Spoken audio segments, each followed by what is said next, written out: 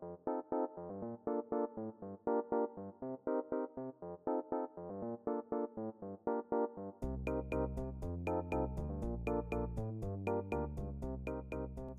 everyone, welcome in this new episode of Two Dudes Talking Tanks. Today we will not present you a vehicle, but we will have an informal discussion, just three blokes talking tanks, and three blokes, so we will have a special guest with you today.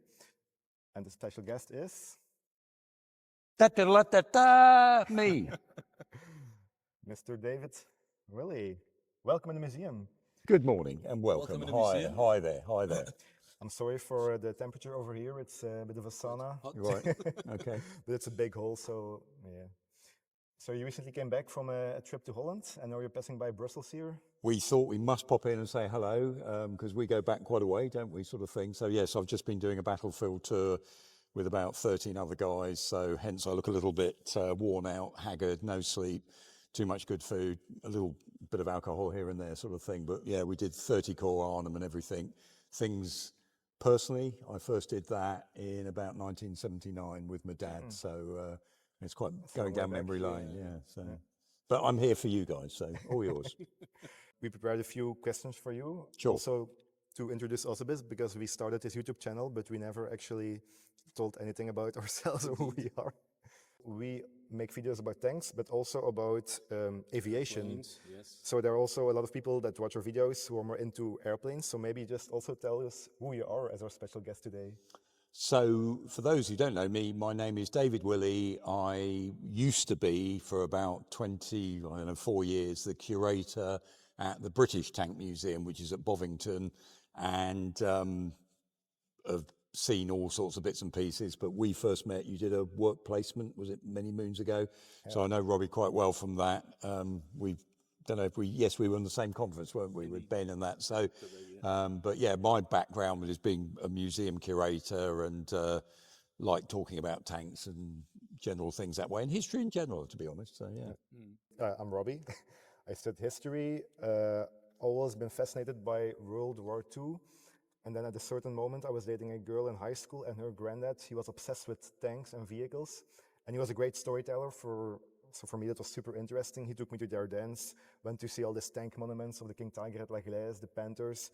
So that really gave me an interest in armored vehicles. Studied history afterwards, got involved with the volunteers who restore vehicles for this museum here in Belgium. And then after I finished my studies, I saved up a little bit of money from working during my student period, and all of my friends were taking like their first trip abroad. I was thinking, like, what do I want to do as a final moment after my studies? Maybe for me a good vacation would be 1 month at the Tank Museum. So I applied for an internship, and I had a lot of fun there. That was 10 years ago, 2015. Right. And had a lot of fun. And now I work here in the Royal Military Museum in Brussels, the War Heritage Institute. As an e-curator, database manager, but also working on vehicles and making videos with my friend Ben here. Well, for me, it's almost the same.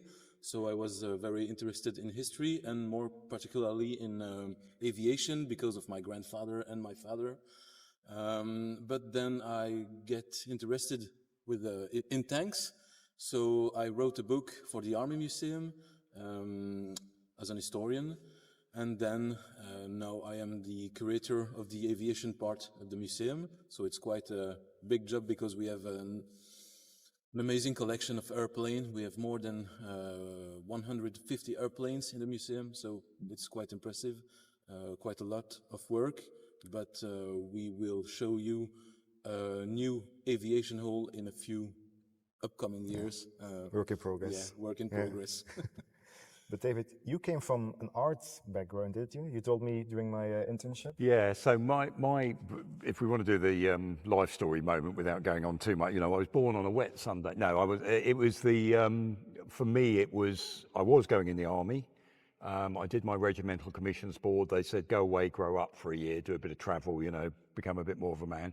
And in that year, my line, I always jokingly say, I've discovered naked Victorian ladies and decided to do history of art instead. So I did a history of art degree and then learned how to be postgrad on how to be a curator. And my first 11 years was in the fine art side of being a curator, looking after paintings and everything. And then it was in the year 2000, the Tank Museum were advertising for a curator. I'd parallel to working in the fine art business, I'd always got the interest in military vehicles. I got myself a dingo and everything. So I always say when the job was offered to me at the Tank Museum, it was like someone called you bluff. You've got to make a decision now, because it was like having a go. Someone said, "Oh, you ought to try this," you know, and it was like having a go. And I've like so many museums, the Tank Museum as it is now certainly wasn't like that back in 2000. You know, it was a fantastic collection, doing its best and everything. But the trustees there, and again, this is how museums work, the people who ran the trustee board had an aspiration of changing that museum. And in a way, I was part of that, being the first professional curator, even though other people had been told. So one of those other completely always awkward but interesting areas is how do you become art and tank seem different, but actually if you're cataloguing, if you're conserving, what are the issues the same, ethics about display and all sorts of things. You know, you can transfer them. At the same time, some things I'm not sure we can transfer in the same way and everything. But so that's a bit of a long-winded way of saying some of my background. And but I think it's important. I don't know what it's like in Belgium, but let's be honest, most of the fine art side look down on military museums. We're a bit of the side, a weird part of the museum context, I would say. Yeah, and I always get that feeling, and that's why I like going to the conferences and everything else, where sometimes you'd get a slightly snooty attitude that proper culture is Greek statues, Renaissance paintings, French Impressionism, things like that. And then when you said you were a tank museum curator, there was almost like a, you know, bad smell under the nose sort of thing. And that was only for spotty teenagers who wanted to make models and things. And of course I loved that, because that was like red rag to the bull. I had been in the other side, which is why when sometimes we were able to say things, so what's your audience profile? And actually, you know, many art museums, they would give their eye teeth for your audience profile. We get youngsters, we get families, we get things that don't happen. They'll get the same educated audience, you see. So I started in the Strawberry Museum, so it's even more difficult. That's a very niche, I would say, indeed. Yeah. But interesting, though. But so I say that because, again, where do we fit in the hierarchy is the thing. And of course, I know we'll talk about it in a moment, but even things like social media, actually, when we first started in social media at the Tank Museum, I still think there was many museums thinking like, that's a bit down market, bit common, not the thing to do. And now they're all desperately trying to do it and catch up. So it's always interesting how those things work. So. Yeah, indeed. A second question, a big question. Why do we think tanks are currently so popular in like the cultural niche? So do you see it? Do you think that they are the thing? Does a museum see that that's a draw? Yeah. For us, when we look at our socials, which posts are doing well, which videos are doing well, when we post stuff about tanks, it always gets a lot more popular. In the museum, we have many people asking us, where are the tanks, so we can say. So you definitely, it's not just us making it up, because we're always going to say our subject area is so important, isn't it? I think there is a genuine interest in the tank for, so generationally it was model makers, dad or granddad served, now it's gamers. So let's not kid ourselves, things like World of Tanks has been fantastic for military museums, in the sense that even if the game might be not, you know, anything like real tank warfare or anything, it's the idea that some of those people, and there are millions of them, might want to go and see the real thing. And it's a spin-off from that as well. And I also think, you know, don't want to sound too sexist in the wrong way, but it's a boys thing. Boys want to be able to say, that one's a Sherman, that one's a Tiger. The dads taking their little boys around this museum, you will see them looking at, reading the label, explaining it to the kids. Great educational value that way. And so it's still that subject matter that the lads can wallow in. I even see it in with my small sons. Like it's maybe the male primal brain, like big vehicles, noisy vehicles. It's just it's attractive to them. That's because of you. Well, it is. But you know, and I see that there's more. So again, back to what are the levels of interest? So for us, when I was at the Tank Museum, we were deeply conscious. You as an enthusiast would go there anyway.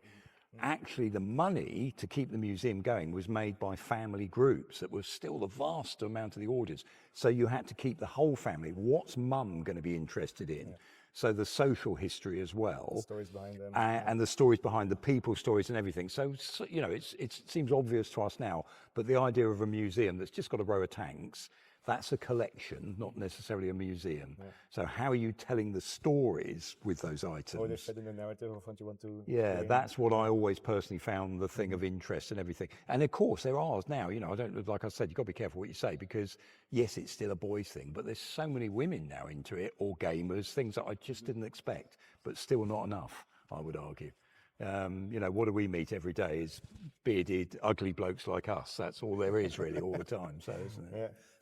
But yeah, you told indeed about the gaming part. I've been also visiting museums since I was a teenager, but then suddenly around later than 2010, 2014 I was in the Kubinka Tank Museum, and suddenly I see everywhere Russians with World of Tanks t-shirts. Suddenly a different public comes to the museum, much more younger people.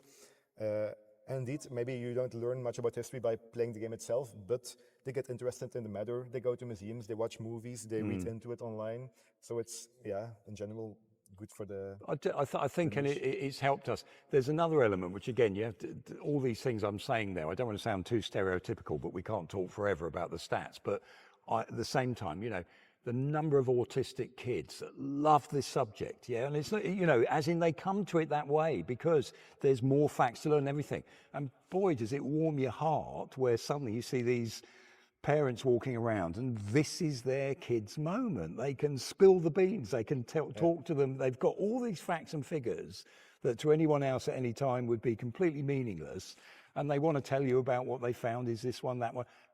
You know, makes the job fantastic. So I do think there's a number of other layers of why our topic, you know, in Britain we had, well, everywhere, of course, 100th anniversary of the First World War, the invention of the tank, but lots of people now, they're interested in family history as well. Yes. So you'll suddenly get people coming in because they, not that bothered about tanks, but they hear grandfather was in a Churchill tank, or, you know, so can you show us what, you know, so there's many ways people can come to the subject, but it is peculiar how it's captured the imagination really, and we've done very well out of it as military museums. And, you know, I always joking saying they're big, sexy, you know, whopping great machines, so it's very hard to ignore them, isn't it? So it's There's actually one line of my internship that I remembered, because you had the habit of, when someone new started at the Tank Museum, you went with them for lunch during their first week or something, and you were giving me a whole lecture about how do we make tanks sexy. Yes. Like that was really well in the museum. And yeah, looking at the numbers, it definitely worked out. So yeah, okay. I won't go on about the other things we talked about at lunch at the time. Do you remember your haircut? I think we did have a conversation about, okay, we won't talk about that one, but you see early pictures of him, boy, whoa, dearie me, that was enough to scare the audience away, that was. Why is it important that museums and collections such as these, with actually technical machines, war machines, still exist? I think.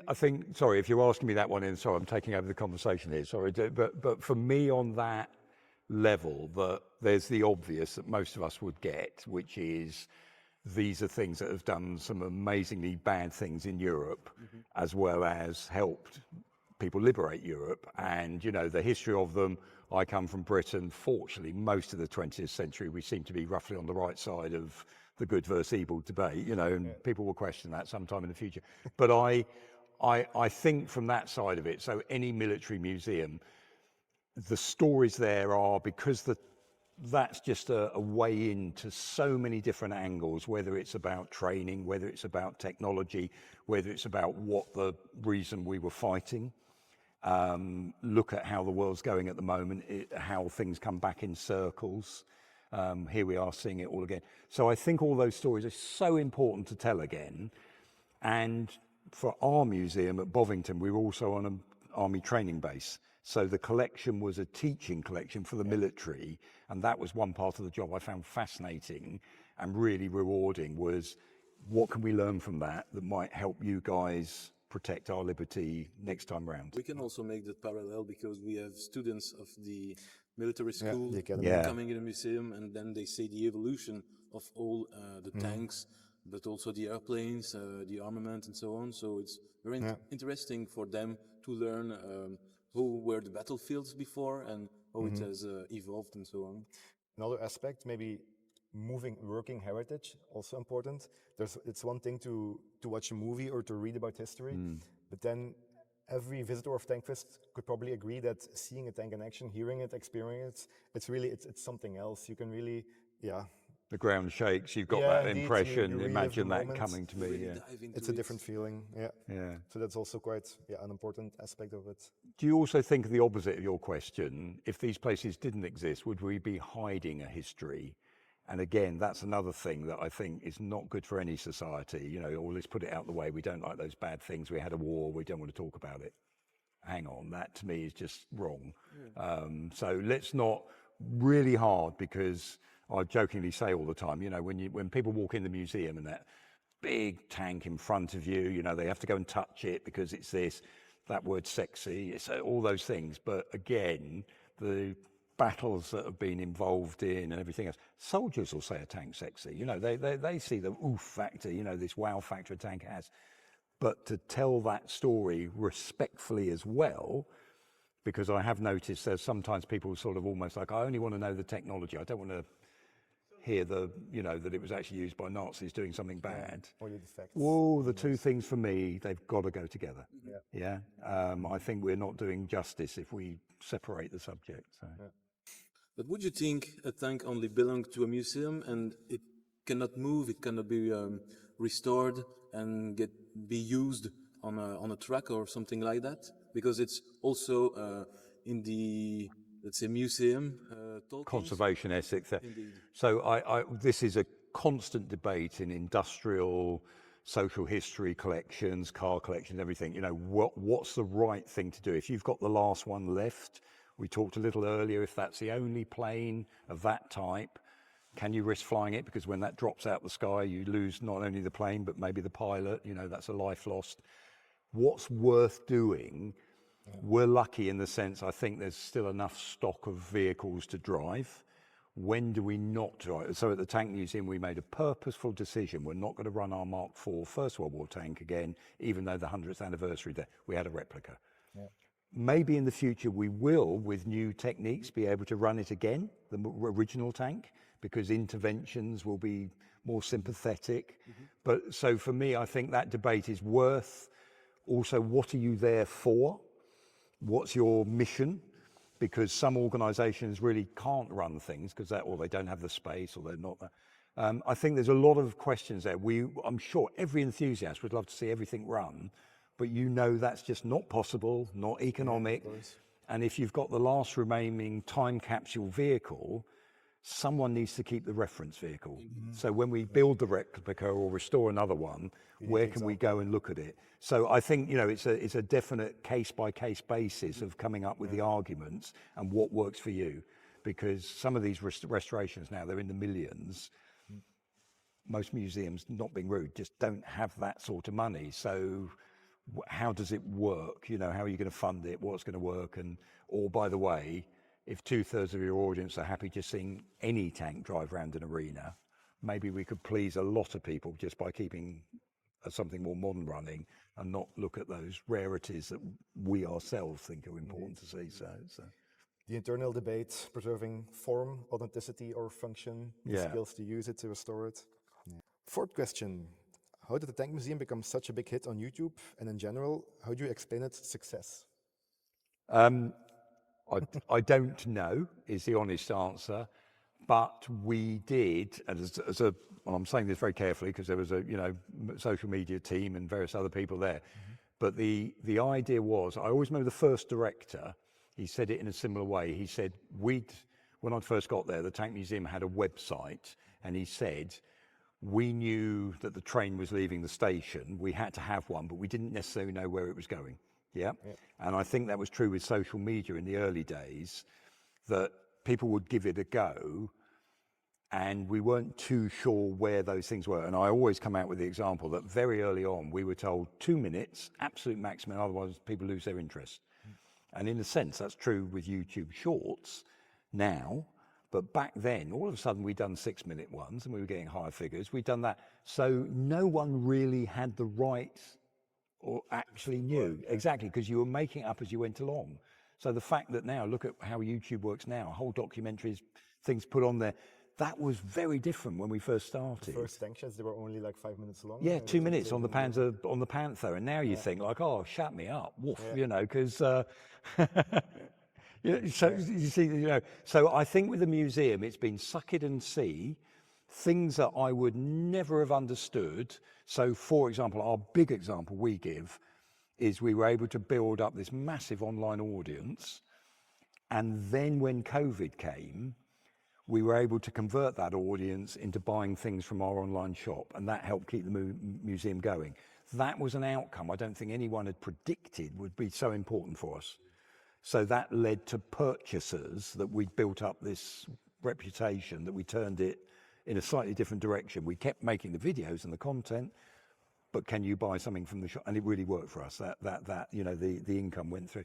So I think there's always these unexpected things. But I would argue it's almost, if you're curatorial, it's your duty to explain the stuff to the public, and here's the way that many public now receive information. I'm a book person. I still love the idea of a book. I think that's credible. I think that, you know, video or Facebook post, you know, who cares? Whoa, that's brought a whole load of information to people that might not have bought that book. So I don't think, and as I said earlier, I do think there was an initial slightly tone, you know, like, I'm not sure this is the way museum curators should be doing things. Now they're all at it, aren't they? You know, everyone's trying to chase the audience out there and genuinely service their public in a good way. You know, that's your audience. So. It's also like the reason that we started our channel, because we were doing a lot of scientific work. We were writing research papers, but only those which only like is very specific. That's it. Your mum read it and 2 other people, and that's it. And wow, I've done all that work for that. Yeah. But we're in this great museum with all these interesting items with a lot of stories. But those stories were not only getting told here in the museum, and we wanted to find a new way to also get them out in the world and spread the knowledge, spread the collection. Yeah. It's important to do, and it's the modern way of.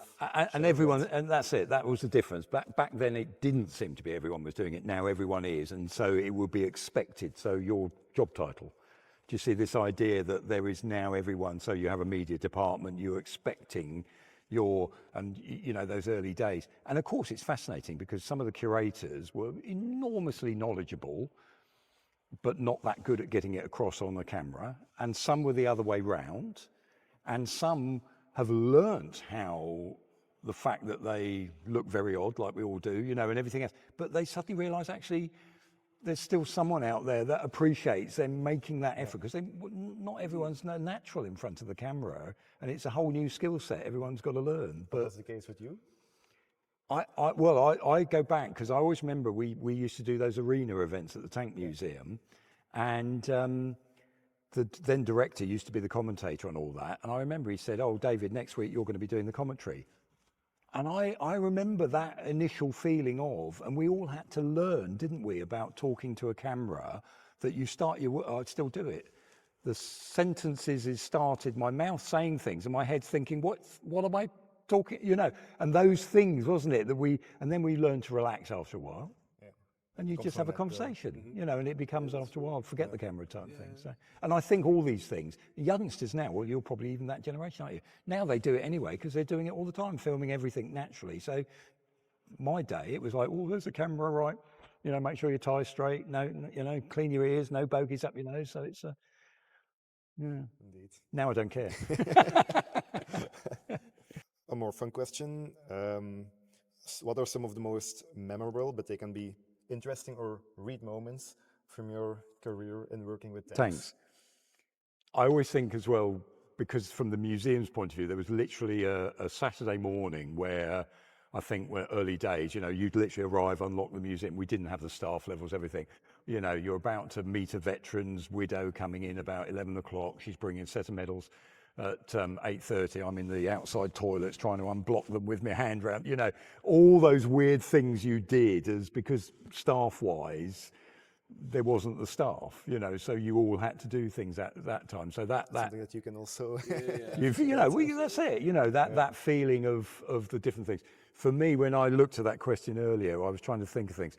I think one of the biggest, weirdest feelings is standing in front of a tank and you suddenly have what I would call imposter syndrome, where you're the fake, but I've got an audience of soldiers.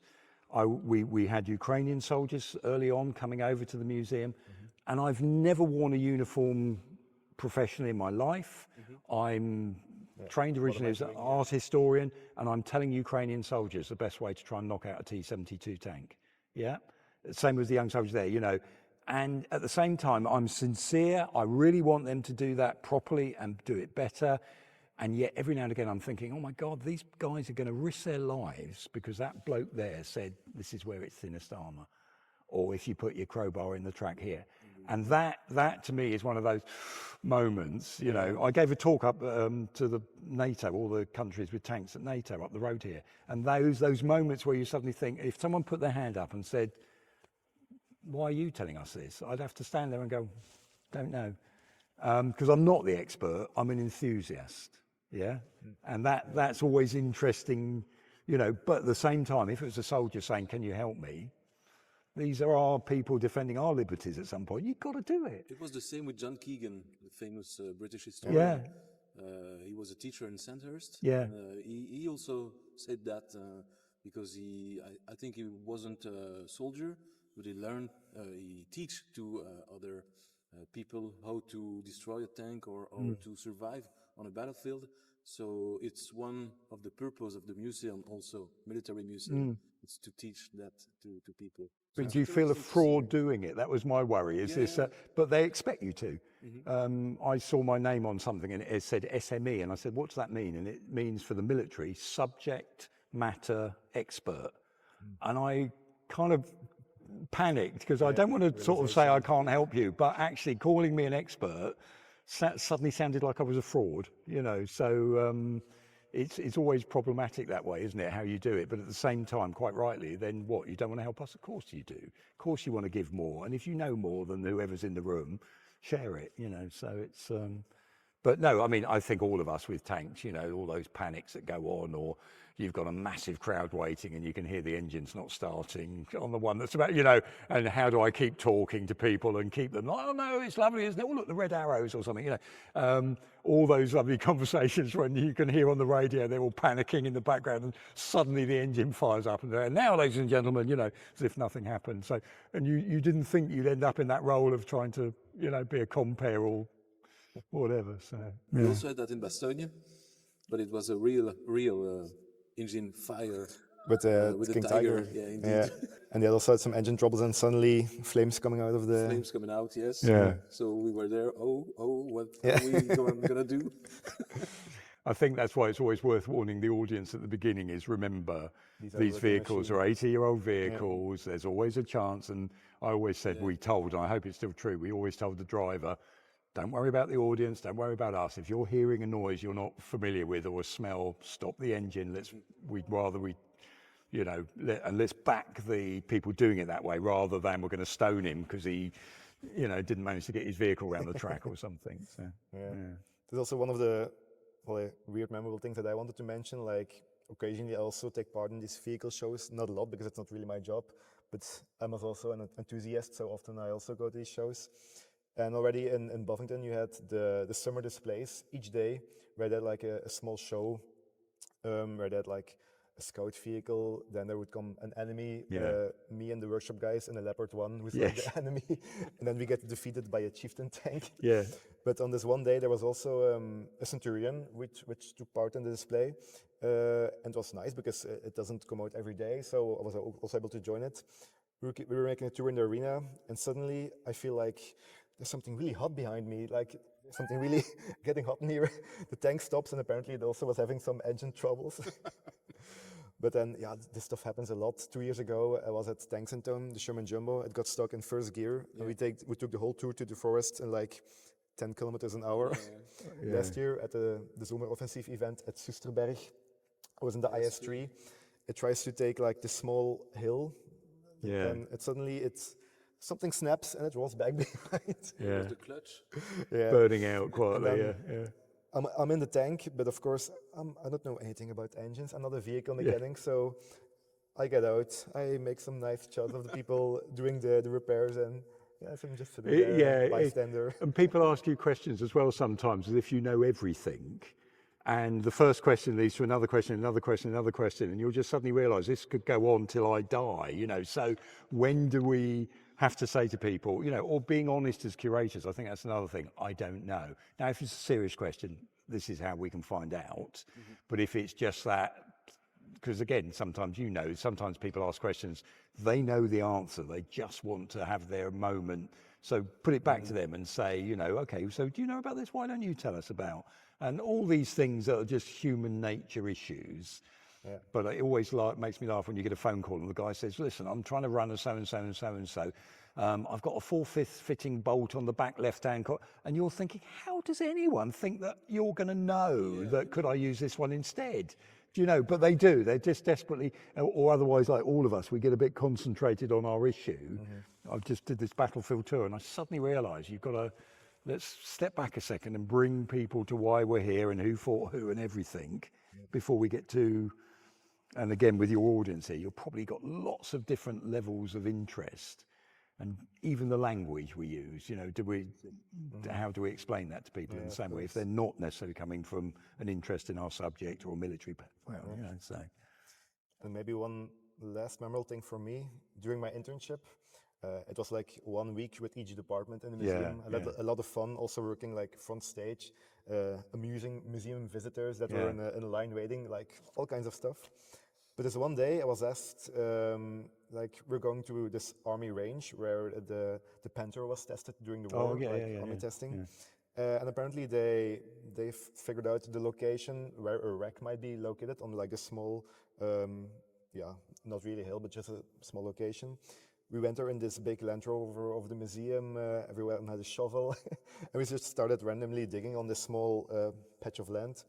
And I suddenly hit something metal, and apparently it was like part of the commander's hatch of this vehicle. So I was so proud because there were like 10 people all looking around, and I found this first part. I don't know what happened with it. It was probably very fragmented. Not sure if the museum recuperated parts or not. I'm not sure because, of course, it was not my business. I was just an intern. But this is like happened all 10 years ago. And after this happened, I got like one of the ball bearings as a small souvenir, and I got a CD with photos of the dig. But I was looking for that, and I can't find it anywhere. So I was asking myself, it has been 10 years ago, have I been imagining this? This actually happening? Is all real? So then I sent a message to one of the workshop guys, Brian Frost. It was like, you were also there, right? Did this really happen? He was like, oh yeah, I also got 2 of these ball bearings. I was going to hang them on my camper as like a pile of bullocks. Okay, I'm not getting old and insane just yet. Okay, it did happen. So, and again, that's how for different people, you know, like, because everyone loves German armour, so they're probably looking at you now, you know, like the Holy Grail, bits of a panther or something, you know. So one of the other cynical things comes with age and life as being a curator in a museum, which is everyone thinks everything's worth saving, and you just have to be honest. What's the significance? And that, I think, is part of our job, is trying to put it into, okay, the fact it was coming from a vehicle that's brought back to England for evaluation, there's a story there. But how many Panther wheels are out there rusting away, you know, that someone's bought in a French farmyard and everything, just to go, wow, a Panther wheel. Come on, we want more than that if you're in a museum, So I always think that idea of, and on the ranges, because Mike Hayton in the workshops, I don't know if you remember him, but he when he first went down there, and I remember in the 60s and everything, you could actually see all the wrecks on the ranges, and there was still German tanks being shot at. Now we're going like, oh, you know, how could they do such a thing, you know? But that was it, just as today, the Belgian army's out there somewhere shooting at some old hard target.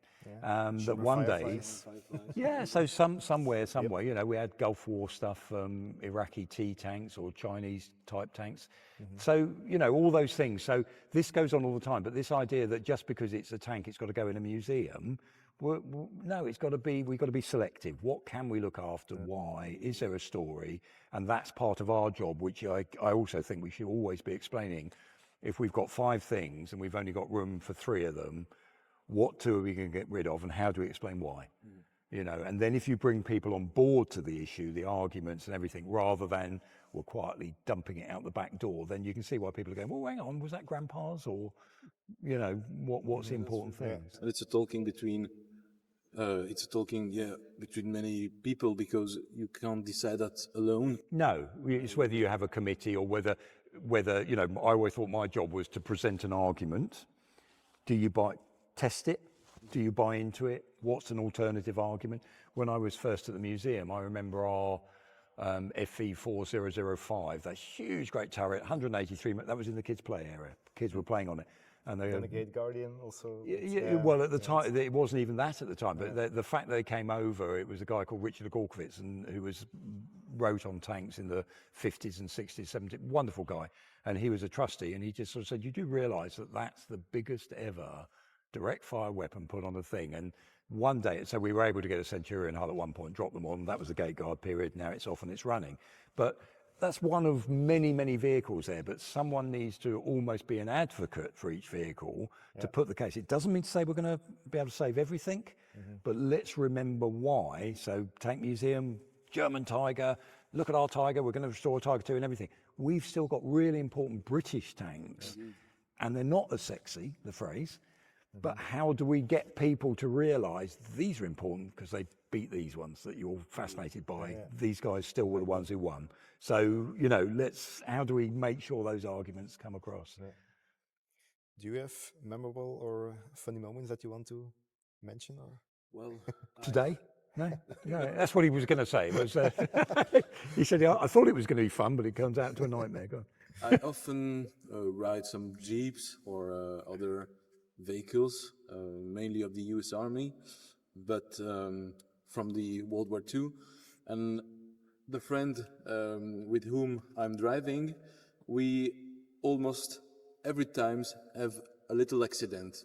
So we fall in a ditch, or we do not have gas anymore, so we have to go on the side, and then all the column goes forward. So we're waiting there. Hey, but it's quite amusing because let's be honest, we sometimes use those vehicles, which are historic vehicles, like toys, and for most of them, the Jeep Willys and so on, there are so many parts available, and also they are rebuilding parts for those vehicles, so we can enjoy them, but it's something we cannot do with other kinds of vehicle or aircrafts. So I think there too we have to be selective. What kind of vehicle can we use, let's say roughly, or in muddy terrain, all terrain and so on, and what kind of vehicle we can use maybe like the Tiger of Saumur. In Bastogne, it was only forwards and backwards, because they did not want to use the spare parts. They are not really available. So I think it's also something we have to think, to keep in mind. So, and they are weapons of war. So the fun we have is great that people have fun, but that's why I always back to that attachment to what they were there for, respect for the people that use them for real. Of course. We all have had years to study these, learn this, everything. And I once heard a guy say, although he's a veteran, he got that wrong. It's not as Mark II something, it's a this. These were young people that were maybe trained, one training film about the enemy tank, one this and everything. We've had decades studying the subject. So that sense of respect to them, because whatever it is, we're still, I keep saying it, we're play with them. They did it for real. And these are, you know, things across the generations, you know, and if someone said to me one time, all those Tigers or German tanks left in France, why didn't they leave more? Because quite simply, if you're a Frenchman, what's it like in Belgium? You know, and this thing's landed on your property or something. It's a symbol of an oppressor. Don't think of it like we do, which is, oh, look at the engineering. Oh, isn't that a rare tank? Oh, wouldn't it be great to have the Mark 3A or something? You know, Can I use it? No? Okay, yeah, get rid of it. get rid of it. You know, or let's take the wheels off. I can use those on a farm cart, but then it needs to be scrapped. One way or another, it needs to go because you really don't want that symbol of something landing on there. You know? My grandfather recalls that just after the war, so it was still 1945, they used to slice tanks Yeah. and get rid of it because they use metal to for build some, reconstruction. reconstruction. Yeah. But he says, "Oh, I've seen so many Sherman tanks or German tanks being sliced." So yeah, that's we have to keep in mind that all those vehicles and so on have an history. People served them, so we cannot miss that, of course, in the museum. It's important.